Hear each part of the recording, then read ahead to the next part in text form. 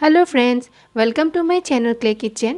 Friends, আজি মই আপোনালোকলৈ লৈ আহিছো এটা হেলদি কেক। হেলদি কেকৰ বাবে লৈছো এয়া মই কঁঠালৰ ৰস সৰু গিলাসেৰে আধা গিলাস, গৰুৰ গাখীৰ আধা গিলাস আৰু এয়া আছে পাউডাৰ সুগাৰ চেনি গুড়ি প্ৰায় 1 গিলাস আৰু আছে আটা এয়াও 1 গিলাস। লগত আছে বেকিং পাউডাৰ আৰু ৰিফাইন্ড অইল ডাঙৰ হেতাৰে 2 হেতা। Friends, কঁঠালৰ গুণাগুণৰ বিষয়ে মই আগতেও মোৰ recipe jackfruit curry with health tips আৰু কঁঠালৰ মালপোৱাত কৈছোৱে যে কঁঠালত ভিটামিন A থাকে, ভিটামিন C থাকে, যথেষ্ট পৰিমাণে পটাছিয়াম থাকে যি আমাৰ ব্লাড প্ৰেছাৰটো নিয়ন্ত্ৰণ কৰাত সহায় কৰে। খালি এটাই কথা যে যদি কিডনিৰ অসুবিধা থাকে, কিডনি প্ৰব্লেম থাকে, তেতিয়াহ'লে আমি কঁঠালটো কম খাব লাগে। তেনেহ'লে আহকচোন ফ্ৰেণ্ডছ, আজি আমি কঁঠালৰ কেকটো কেনেকৈ বনাই চাই লওঁ। Friends, এয়া কঁঠালৰ কেকৰ বাবে প্ৰথমতে মই এয়া আটাখিনি লৈ ললো। তাৰ পিছত এচামুচ বেকিং পাউডাৰ দি দিম ইয়াত।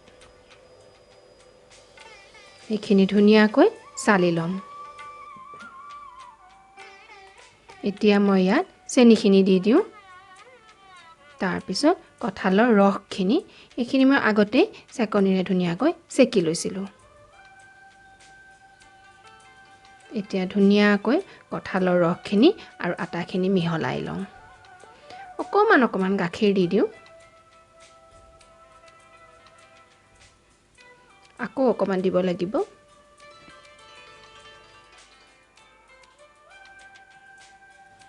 এতিয়া মই ইয়াত তেলখিনি বাকি দিওঁ। এইখিনিও ধুনীয়াকৈ মিহলাই ল'ব লাগিব, ঠিক এনেকৈ।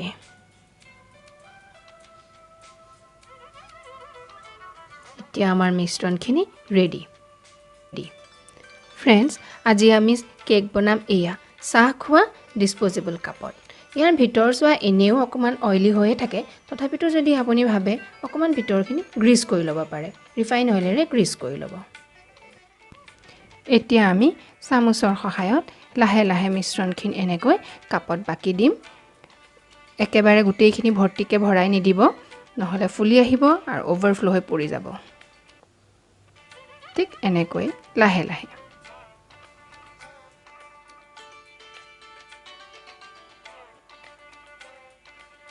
এতিয়া গ্লাস কিটা অকমান এনেকৈ টেপিং কৰি দিব, এয়াৰ স্পেচবোৰ ওলাই যাব। এতিয়া আমাৰ এইখিনি বেকিংৰ বাবে ৰেডি। ফ্ৰেণ্ডছ, আজি আমি কেক বনাম কেৰাহীত। কেৰাহীটো 10 মিনিট আগতেই গৰম হ'বলৈ উঠাই থৈছো। এয়া এনেকৈ তলত সমানকৈ নিমখ লৈ লৈছো, এটা ৰিং লৈ লৈছো। নিমখখিনি আপুনি একেখিনি নিমখকে বাৰে বাৰে ব্যৱহাৰ কৰিব পাৰিব। এতিয়া আমি খুব সাৱধানে ইয়াত এনেকৈ প্লেটখন বহাই দিম। গৰম কেৰাহী, গতিকে সাৱধানে দিব লাগিব। আৰু ধুনীয়াকৈ ঢাকনিখনেৰে আকৌ ঢাকি দিম। আৰু এইটো কথাই খালি খেয়াল ৰাখিব লাগিব যাতে কোনো সাইডে ভাপটো ওলাই না যায়। কেকটো মই লো মিডিয়াম ফ্লেমত বনাই আছো। 15 মিনিট হৈ গ'ল। আহকচোন চাওঁ। ওৱাও, আমাৰ কেকটো ধুনীয়াকৈ ফুলিবলৈ লৈছে। এতিয়া আপোনাৰ ওচৰত যিয়ে আছে, টুটি ফ্ৰুটি হওক বা চেৰি হওক, এনেকৈ অকমান ওপৰত দি দিব। কেকটো দেখাত ধুনীয়া লাগিব। আৰু তাৰ পিছত ধুনীয়াকৈ ঢাকনিখনেৰে ঢাকি দিব।